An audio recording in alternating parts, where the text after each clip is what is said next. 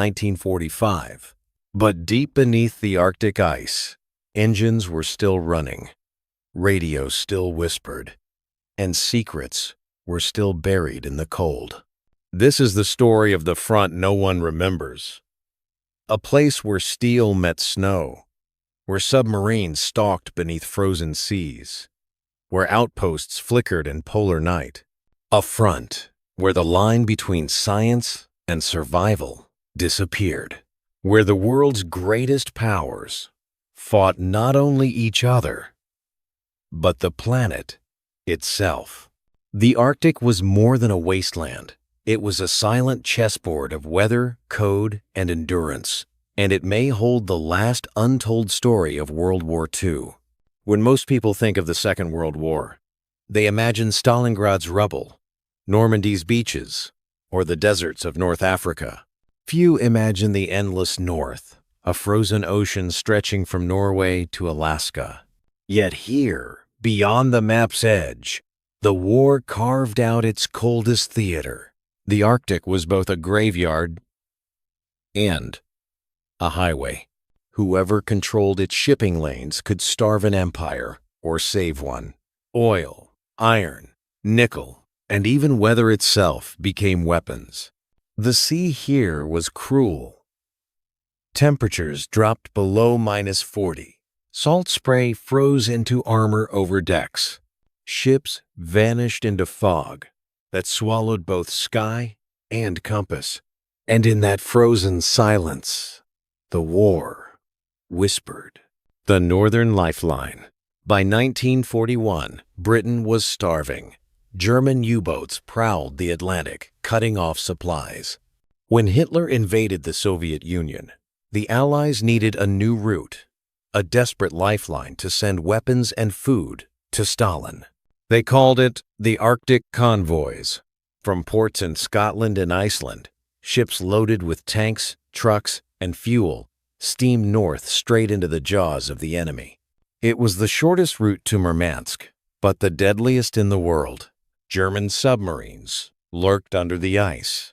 Luftwaffe bombers circled from bases in Norway. Storms smashed ships before the enemy even saw them. Men who survived said the cold was worse than the bombs. If you fell into the water, you had 90 seconds before your heart stopped. 90 seconds to become a ghost. Yet they kept sailing, because if they stopped, the Eastern Front would starve.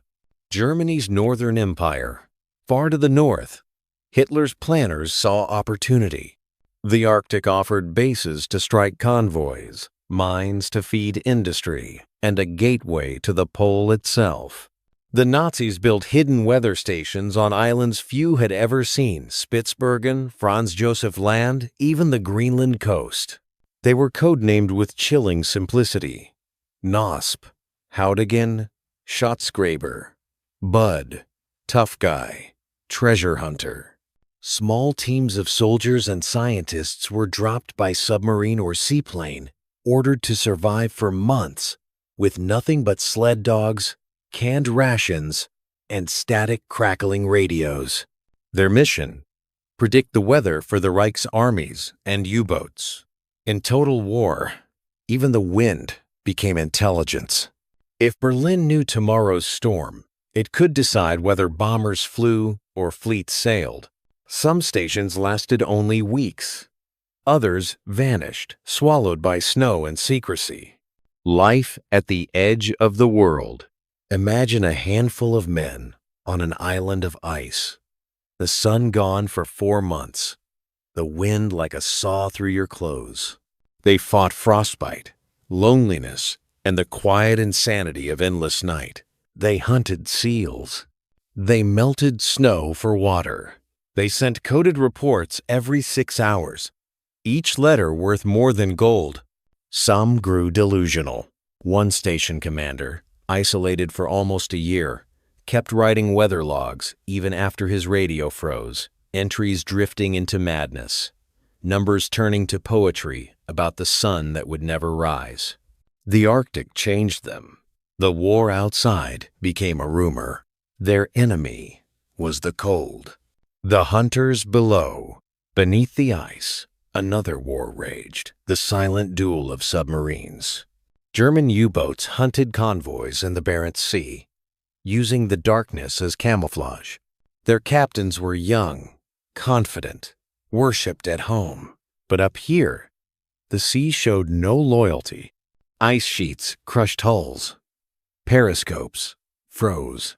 Salt water leaked into battery cells, releasing chlorine gas.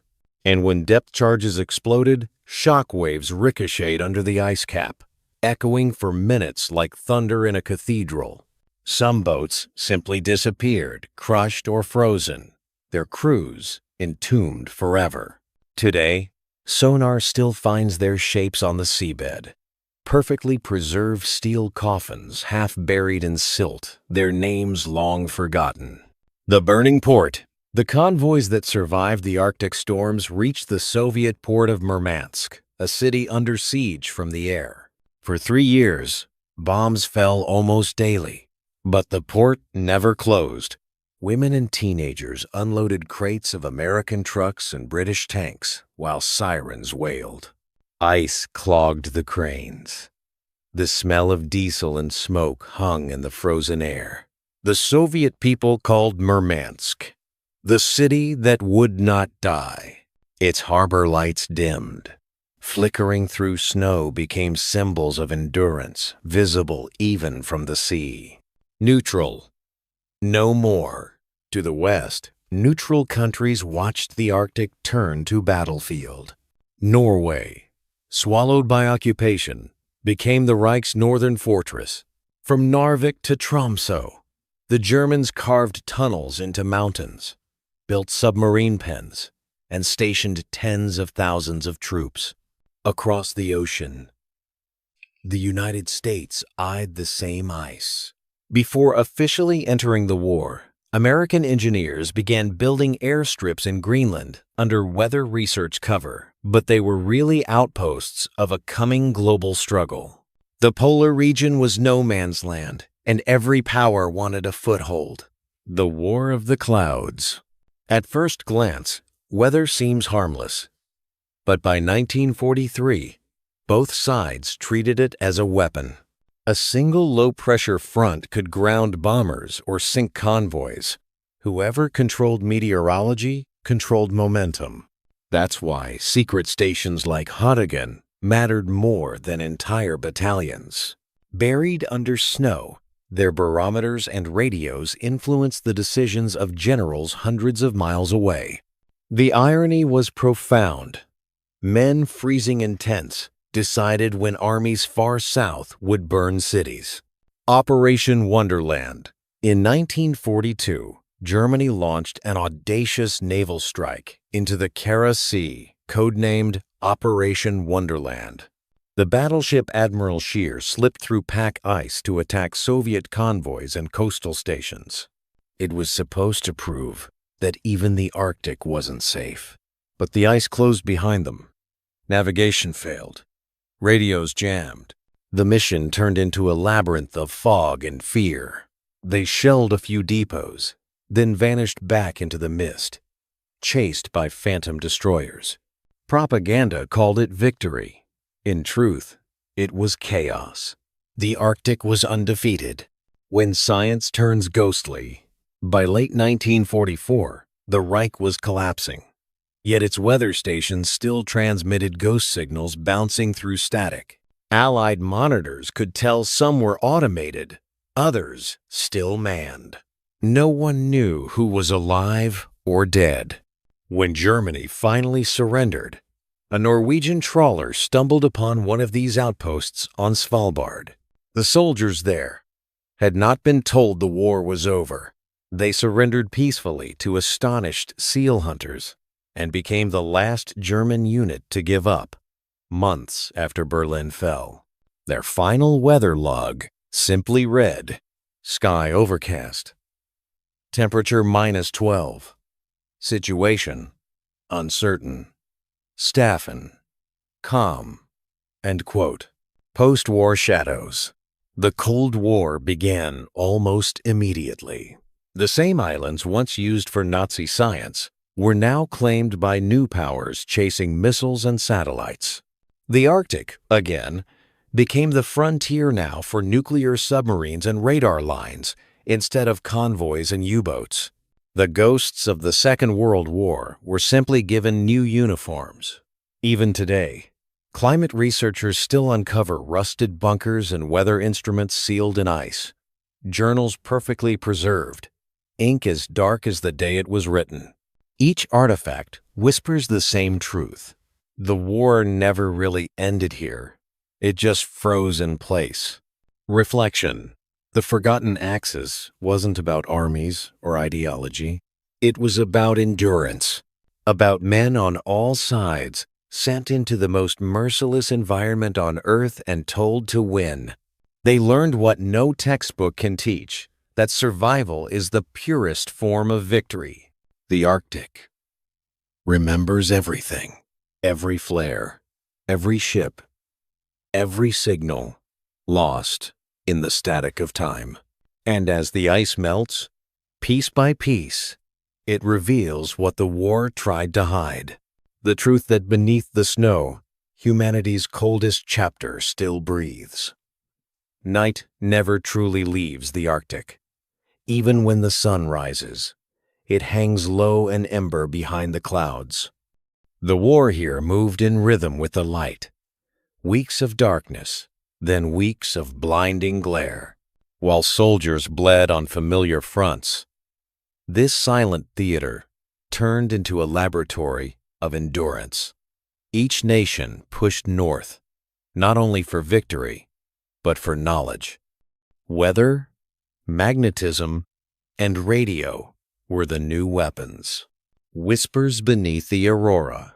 Above the convoys shimmered curtains of green light. The aurora borealis. It wasn't just beautiful, it was deadly. Ionized air-warped radio signals. Pilots vanished mid-sentence, their transmissions bending across the pole.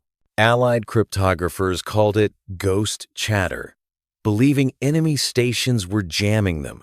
In truth, nature itself was rewriting the code.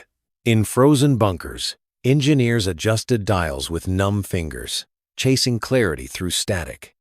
Every successful connection felt like pulling a voice out of eternity. Allied shadow teams. By 1942, British and Norwegian commandos launched secret missions to destroy German weather outposts. They landed in silence, sleds dragging crates of TNT over black ice. The teams were ghosts themselves, wearing white smocks that made them vanish into the drifts. Sometimes they never returned. Sometimes they watched from a ridge as their own ships sank under Luftwaffe attack, trapped between blizzard and fire. Their victories were measured not in cities captured, but in seconds of radio silence achieved. The Soviet polar miracle. On the other side of the front, the Soviet Union turned its north into a line of life. Icebreakers carried food to starving outposts. In Murmansk and Arkhangelsk, engineers built rails through tundra that had never known metal. Each train carried more than supplies, it carried defiance. Children shoveled snow from tracks under bombardment, singing patriotic songs to drown fear. They called the Arctic the Iron Heart of the Motherland. When German planes struck, the snow itself erupted, but the trains kept moving. The Lost Convoy, PQ-17, July 1942. Convoy PQ-17. 35 merchant ships left Iceland for Murmansk under the midnight sun. It was the pride of Allied logistics until fear tore it apart. Rumors said the battleship Tirpitz was on the hunt. Admiralty orders split the convoy, scatter every ship for itself. The Arctic became a graveyard overnight. U-boats and bombers descended like sharks. One by one, ships vanished into oil-slicked water. Of 35, only 11 reached port. The survivors said the sea glowed with burning fuel for 3 nights straight. The Arctic remembered every name. Echoes from below. Decades later, divers found the wrecks. Hull plates still gleamed under silt. Cargo, tanks, boots, coffee beans, frozen into solid blocks. Letters sealed in bottles. Never sent. Still readable. Tell my son, the ocean sings when it freezes. Historians call PQ-17 a disaster. Sailors called it a curse. But for the Soviets, it was proof the West would bleed for them, and that alliance hardened into steel. The weather war intensifies. By late 1943, meteorology had become espionage. Allies captured codebooks not for troop plans but for cloud patterns. In Bletchley Park, mathematicians built early computers to forecast storms faster than the Germans could. Each accurate prediction saved convoys and bombers alike. Some historians say D-Day began not on June 6th, but in Arctic ice months earlier, where a small station's data signaled a brief weather break. Without that northern forecast, Normandy might have drowned before it began. The Phantom Base. Rumors spread of a lost German base deep inside the Greenland ice station, Schatzgräber, treasure hunter. Its existence remained legend until 2016, when explorers uncovered twisted metal huts, rusted cartridges, and weather instruments still standing. Inside a diary frozen to a table, the final entry read, "Foxes infected cannot eat, waiting for extraction." The men had poisoned themselves on polar bear meat laced with parasites. No one came for months. When they were rescued, they were half mad, repeating weather codes in their sleep. Even nature had joined the war. The Polar Engineers. American engineers, meanwhile, experimented with an impossible dream. Floating air bases built from ice. Project Habakkuk. The plan: construct a battleship from frozen pulp and sawdust, stronger than steel, unsinkable. Tests in Canada proved it could work, but by the time the prototype was ready, the war had moved south. The Arctic giant melted in silence. Its wreckage still rests at the bottom of Lake Patricia, a ghost of human imagination. The Northern Front burns. In 1944, the Soviet army surged west through the Kola Peninsula. German mountain troops, hardened by years in snow, resisted with brutal skill. Entire villages burned for warmth and retreat. Reindeer herders fled into tundra, guiding civilians through blizzards to safety. They carried not rifles, but ancient knowledge: how to find moss beneath snow, how to survive when the sun disappears. When the Soviets finally liberated Kirkenes, the first town in Norway freed from Nazi rule, soldiers wept from exhaustion. They had marched through an empire of ice to reclaim a frozen dream. As the war dragged toward its end, silence reclaimed the North. Abandoned stations vanished beneath drifts. Submarines lay motionless under miles of water, and the aurora flickered once more over a battlefield without graves. But in that silence, a new war was already breathing, the cold one. The guns fell silent in Europe, but in the North, the air never warmed. The war's smoke froze into the Arctic sky and stayed there, shadows that refused to melt. While the world celebrated victory, new ships slipped quietly into northern seas. New scientists opened the old bunkers, and a new kind of battle began: the race for the pole. The war that wouldn't die. When Berlin burned, many assumed the Arctic War was over. But in the summer of 1945, trawlers and patrol craft still intercepted strange radio bursts echoing through polar static. They came from nowhere, then vanished. Some were automated Nazi transmitters, still ticking like heartbeats in the snow. Others were something else. Encrypted tests by new masters of the world, probing the silence left behind.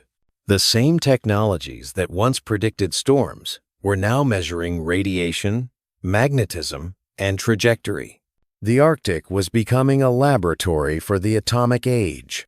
The Ghost Station. That same year, a Norwegian team discovered Weather Station Hardegen on Svalbard. Its crew had not heard that Germany had surrendered 2 months earlier. They emerged from their bunker wearing tattered uniforms, rifles rusted, cheeks hollow. Their first question was not about the Reich, but the weather. "Has the wind changed?" their commander asked. Even in defeat, they thought in data. They became the last German unit to surrender in all of World War II. Their logbook ended with a single line: visibility 0.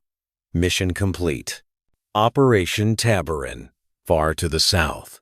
Britain launched a secret mirror operation in Antarctica Tabarin to secure polar research stations before Germany or Argentina could claim them. Its men lived among penguins and perpetual ice, raising Union Jacks over frozen seas. Few realized this Antarctic mission was tied to the same intelligence web as the Arctic fronts. Whoever held the poles would hold the planet's climate, navigation, and skies. It was the birth of geopolar warfare, a term historians would coin decades later. The Soviet Polar Offensive. For the USSR, victory in Europe meant a new obsession.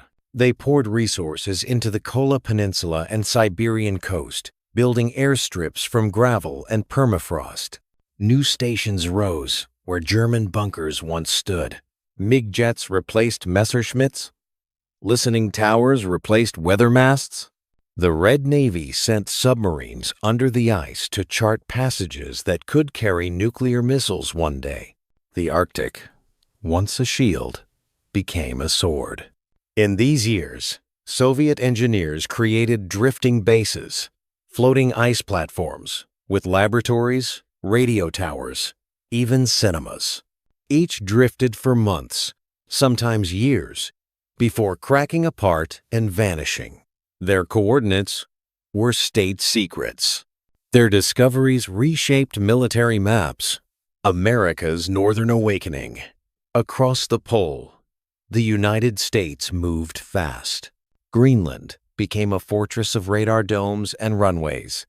Thule Air Base, the spear tip of early warning defense.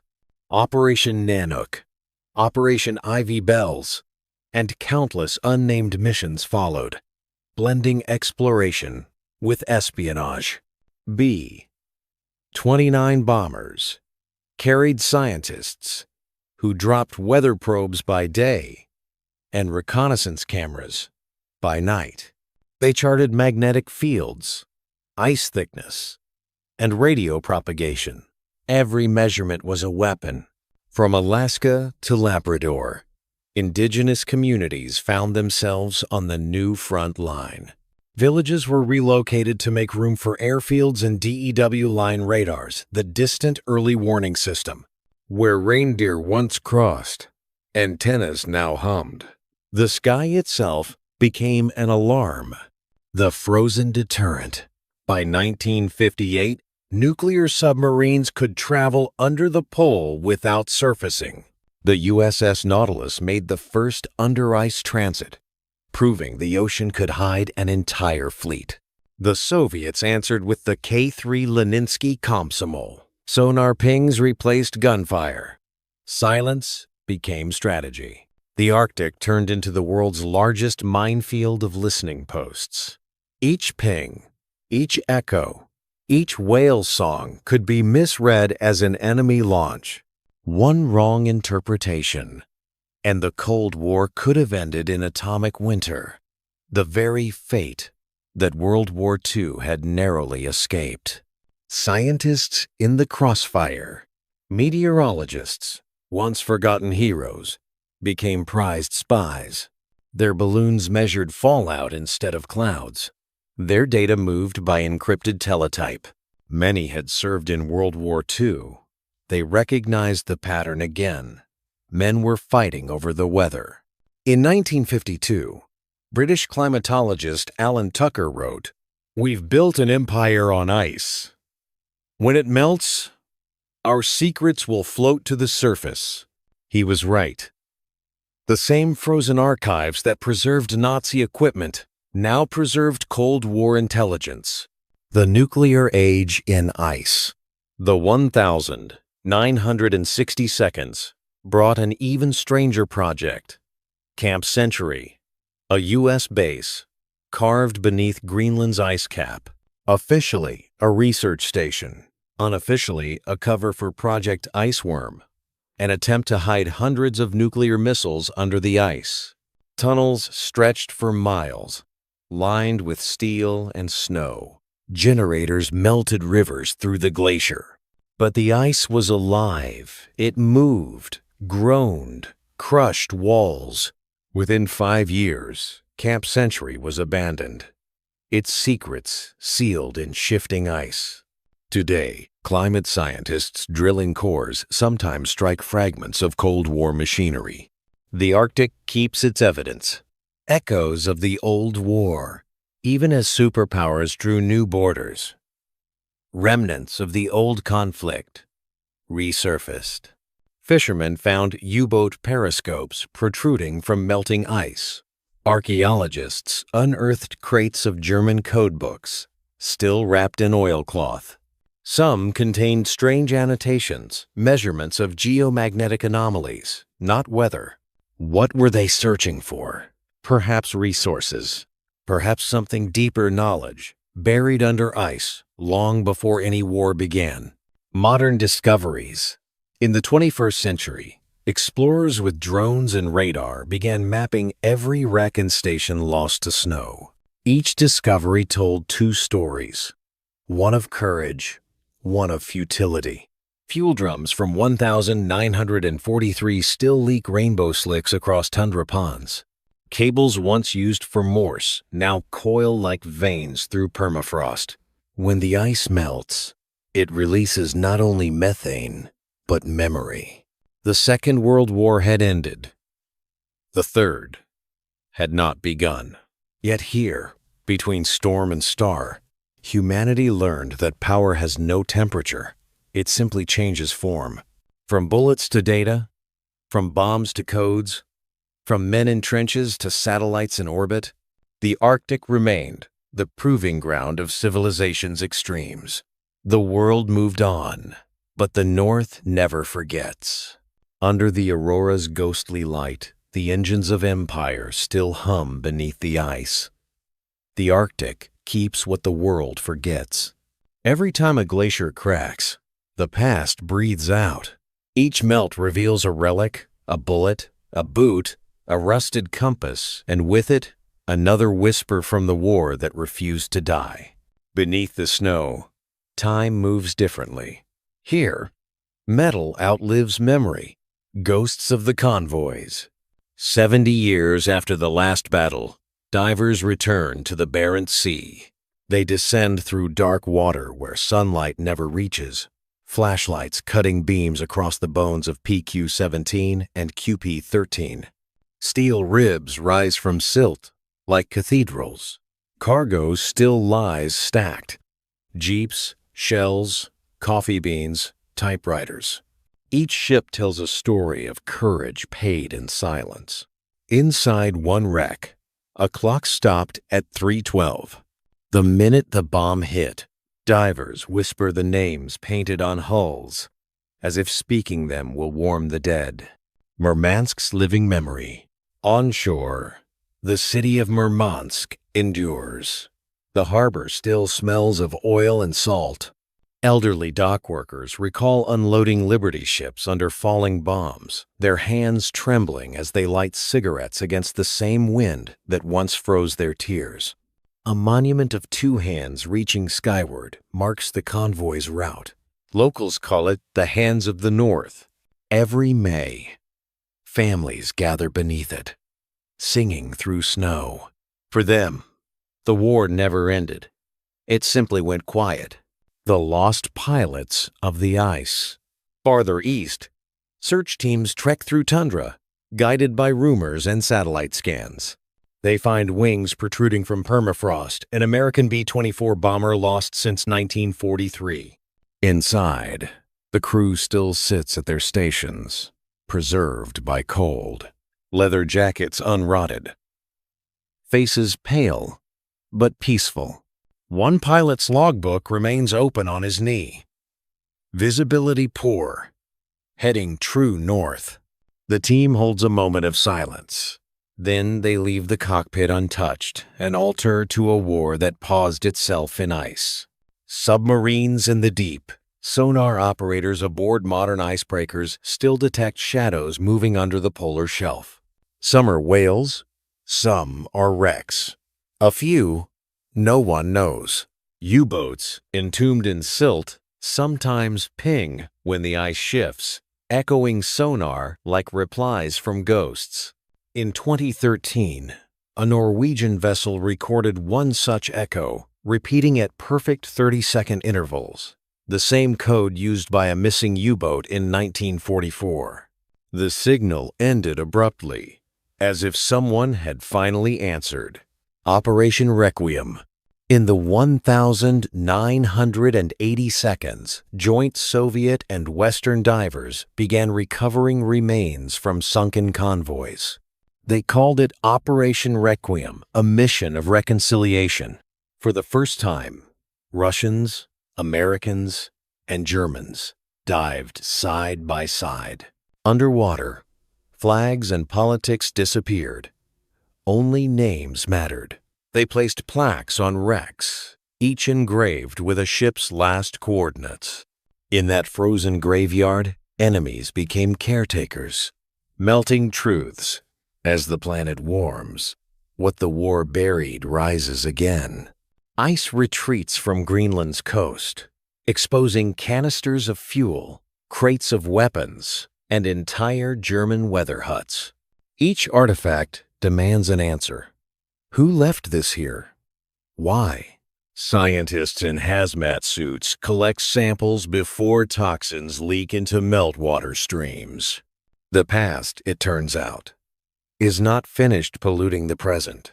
Archaeologists find journals sealed in tin boxes. One entry reads, "We thought we were building history. We were only feeding it." The human hunt. Families who never received telegrams now follow digital trails. DNA from recovered bones links descendants across continents. A woman in Minnesota learns her grandfather's ship went down near Novaya Zemlya. She travels there, lays flowers on frozen waves, and listens to wind whistling through rusted hulls. She whispers, "I found you." It's the sound of closure, echoing through 70 winters. The new explorers, modern expeditions, armed with drones and ground-penetrating radar, map everything the ice conceals. Each year they uncover new wrecks. Each year old questions melt open. They find a camera from a downed German reconnaissance plane. Inside, undeveloped film. When restored, the negatives show what no one expected. Allied ships not sinking, but rescuing. In the Arctic, even the truth freezes in layers. Peel one away, another emerges beneath. Echoes in the sky. Airlines now cross the same routes once patrolled by bombers. Pilots report magnetic anomalies, compass needles trembling as if remembering the past.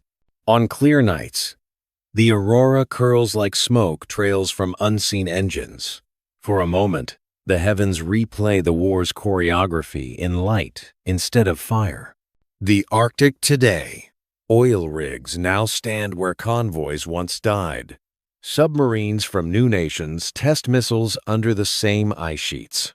Satellites orbit above, watching, measuring, waiting. Maps show economic zones, shipping corridors, drilling rights, but not the bones beneath.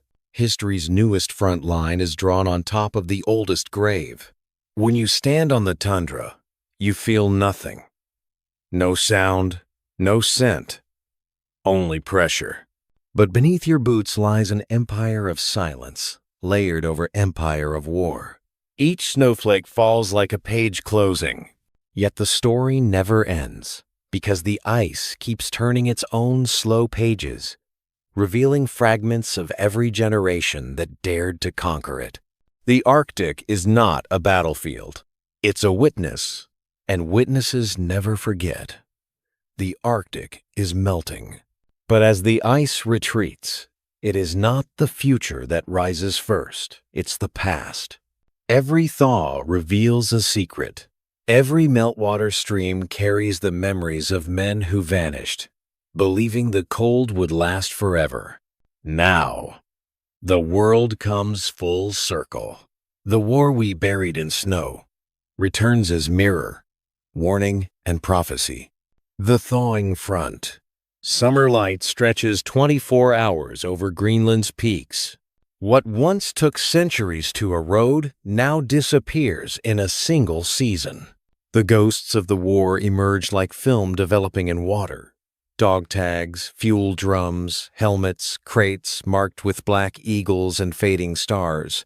Researchers kneel beside them, not as conquerors, but as archaeologists of consequence.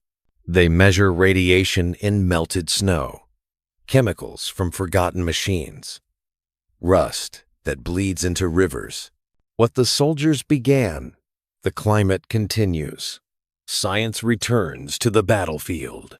Teams from every nation descend again. Scientists, not soldiers, yet they arrive in the same silence, under the same aurora. They drill cores through ice older than civilization. Inside, trapped air carries the signature of 1,942. A spike of lead and soot from burning oil convoys. The war left fingerprints in the sky itself. Every breath we take contains its residue. History, it turns out, was never buried deep enough. The digital reconquest. Satellites orbit where the Luftwaffe once patrolled. Their cameras peer through clouds, tracing black scars of old runways. Algorithms read wrecks like ancient runes, matching shapes to archives, connecting stories once lost in frost. Through screens, the new explorers stand exactly where the old ones died, but with a god's eye view. The war that once demanded flesh now lives inside data, light, and code. And still, the Arctic remains the stage. The return of the powers. As ice breaks, ships again push north, but this time under different flags. Russia, America, China, Europe, all racing for minerals, shipping lanes, power. They build icebreakers, missile-proof ports, research domes that look like observatories. Each claims it is peace they seek, yet the patterns are familiar. The world is once more drawing battle lines across the same map of snow. In the hum of turbines and the drone of patrol aircraft, you can almost hear the echo of propellers from 1,943. Voices in the wind. Elders from Arctic communities tell of nights when the wind carries whispers metallic, rhythmic, like Morse code. Scientists say it's the ice shifting. Locals say it's the dead remembering. Either way, the sound is always the same frequency, once used by weather stations long gone. Perhaps memory itself is electromagnetic. The lesson of endurance. Every soldier who froze beneath these skies fought for empire.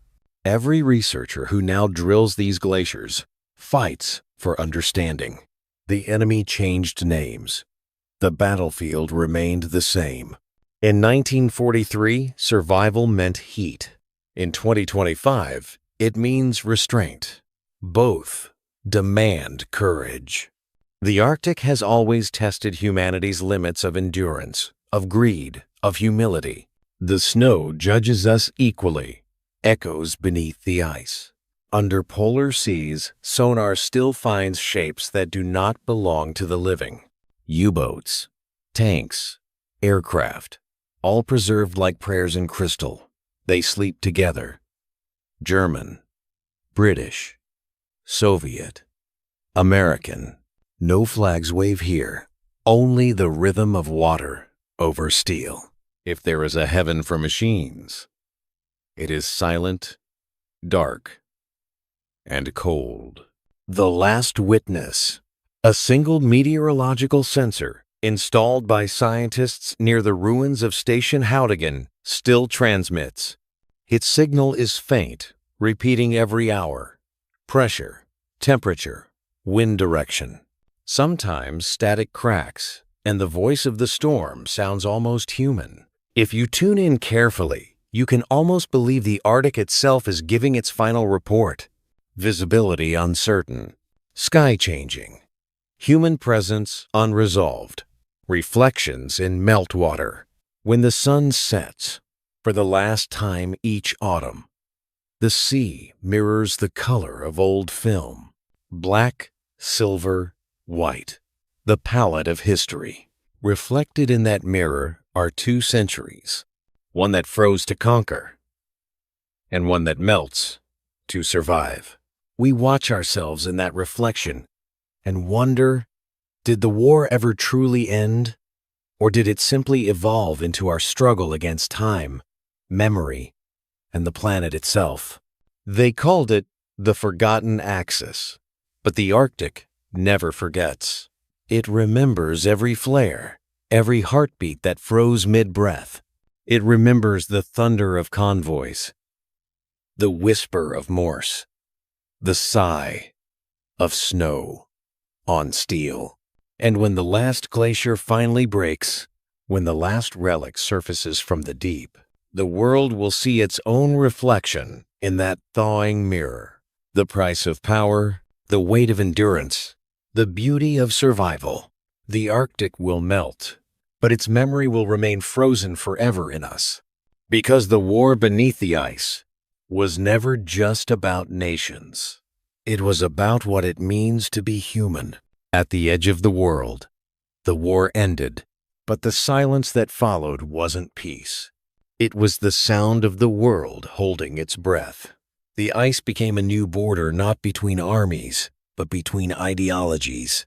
And the Arctic, once a graveyard, became a chessboard again. Operation Nanook. The first summer after the war, American ships pushed north, not with guns, but with scientists, cameras, and Geiger counters. They call it Operation Nanook. Officially, meteorological research. Unofficially, a quiet search for everything Germany might have left behind. Beneath the guise of science, U.S. intelligence combs Svalbard, Greenland, and northern Norway for weather stations, U-boat wrecks, hidden archives. They find canisters marked with unfamiliar runes, remnants of Weather Station Kurt, a Nazi outpost frozen in 1944. Inside, coded logs, weather film, and vials labeled Project Icevogel. The data inside would feed the earliest Cold War weather models, the same ones later used for missile targeting.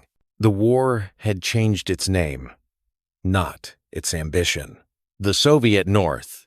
Across the pole, the Soviets build cities where maps once showed only snow. Murmansk, Norilsk, Tixi iron and smoke in a world of white. By 1953, Stalin's engineers have carved airfields from permafrost and radar domes from ice. They call it the Northern Bastion. Beneath the ice, submarines begin to whisper.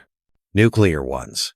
Their routes trace the same corridors once patrolled by U-boats, proof that history moves in circles, not lines. The atomic experiments. An unmarked cargo plane departs Thule Air Base in Greenland, carrying scientists from Los Alamos. Its mission, Iceworm. The goal to test whether an entire missile base could be buried in glacial tunnels invisible to satellites.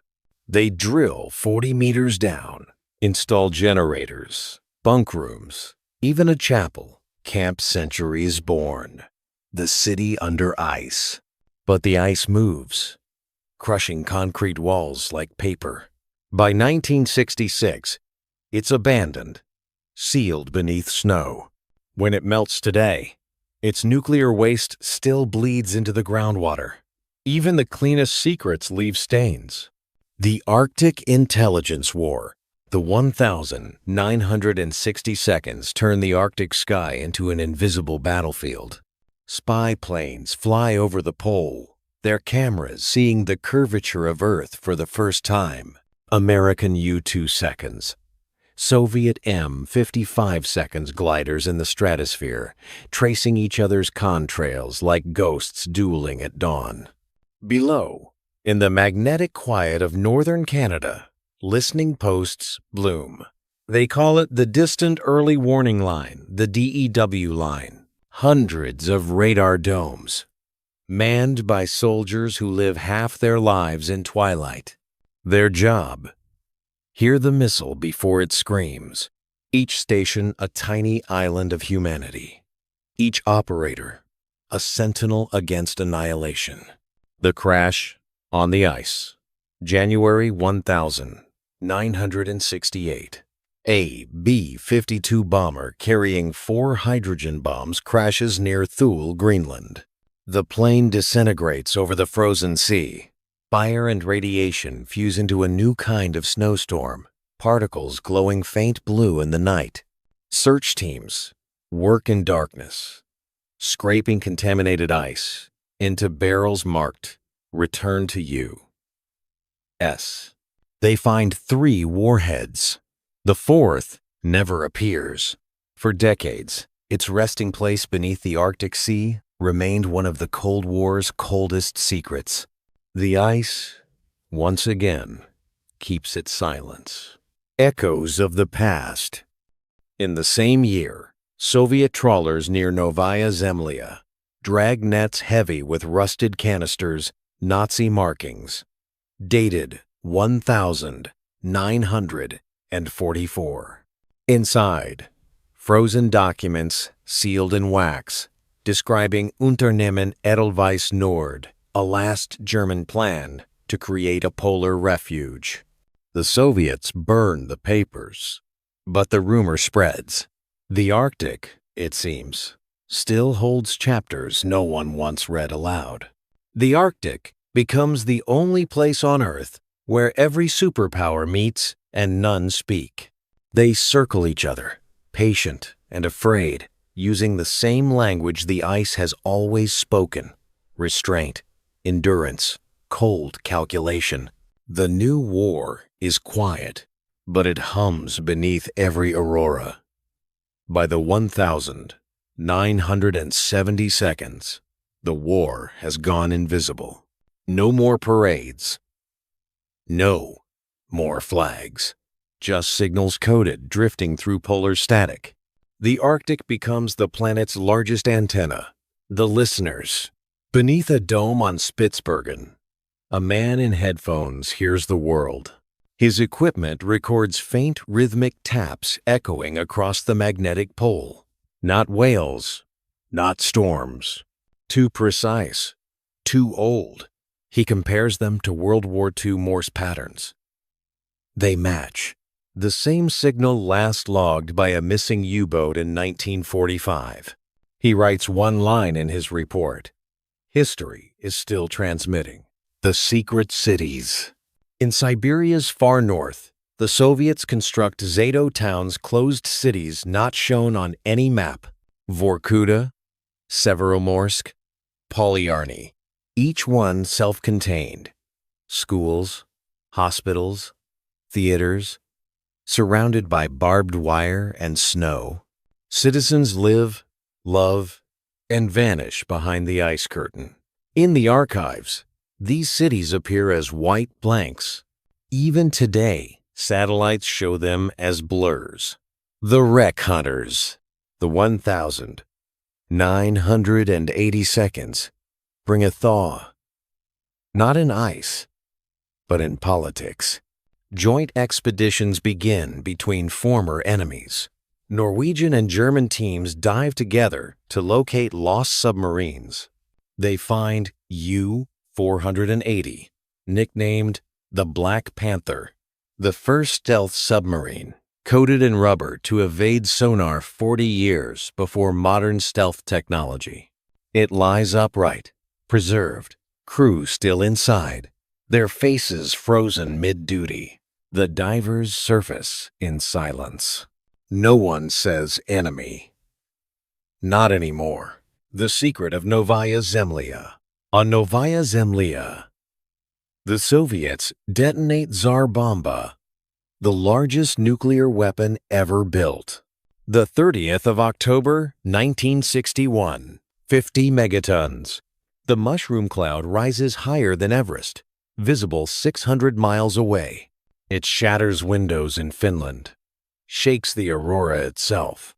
The Arctic becomes the echo chamber of human pride. Even the ice cracks in protest. The lost films. In 1989, as the Soviet Union collapses, a historian opens a forgotten archive in Arkhangelsk. Inside are film reels labeled only Nordlicht, Northern Light. They show German officers filming something in 1944. Men placing steel boxes into ice caverns, sealing them with fire. Coordinates are marked, but one frame is missing, cut cleanly out. When the footage ends, silence lingers like guilt. The return of the Aurora. By 1991, the Soviet Union dissolves. Radars shut down. Bases abandoned. Submarines left rusting at anchor. Yet from space, the Aurora brightens, its green veil dancing over ruins. As if the Earth itself breathes easier when the humans stop shouting. But below the surface, radiation leaks, fuel spills, and forgotten reactors hum softly, a toxic heartbeat in the thaw. History doesn't disappear. It just freezes until we're ready to face it. And the Arctic impartial, eternal, keeps its receipts. The 21st century begins. Satellites see what human eyes never could. The ice retreats faster than anyone predicted. And beneath it, a new battlefield emerges. Old relics, new ambitions. The searchers, scientists and divers, work side by side now. They map wrecks, measure radiation, document remains. Each expedition uncovers layers of story. A Soviet flag over a German submarine. An Allied convoy's hull fused with polar coral. A human jawbone beside a rusted typewriter. The sea has turned archaeology into poetry. The return of the bases. Old airfields on Greenland reopen not for war, but for research. New listening posts rise, where radar once hummed. Drones trace the same routes as Cold War spy planes. And quietly, nations start drawing new maps over melting ice. They call it resource exploration. But every survey feels like reconnaissance. The human cost revisited. Arctic villages still live with the legacy. Children play near buried drums leaking chemicals from the 1,950 seconds. Hunters find mutated seals in thinning ice. They don't know the names of the men who left these poisons behind, but they feel the war's ghost in every fish, every wave.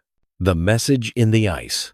In 2016, scientists drilling an ice core in northern Greenland hit something solid 50 meters down. Not stone, not metal. A glass cylinder. Inside a paper strip written in German. Ink perfectly preserved. It reads, "If you find this, know that the war was never only ours." The final dive. A multinational expedition descends beneath the last stable sheet of polar ice near Franz Josef Land. They find a massive steel dome buried, sealed, forgotten. Inside, wartime equipment, fused with Cold War electronics. A time capsule, built by both sides, perhaps unknowingly. Layer after layer. The inscription above the hatch reads, Für die Herren werden. For those who will listen. The final reflection. The Arctic no longer hides our past. It broadcasts it. What was once a frontier of conquest is now a classroom for consequence. Every melt, every discovery, every echo from beneath reminds us that history is not behind us. It is beneath us. The snow has stopped falling. The world has started remembering. It began with war. It ends with witness.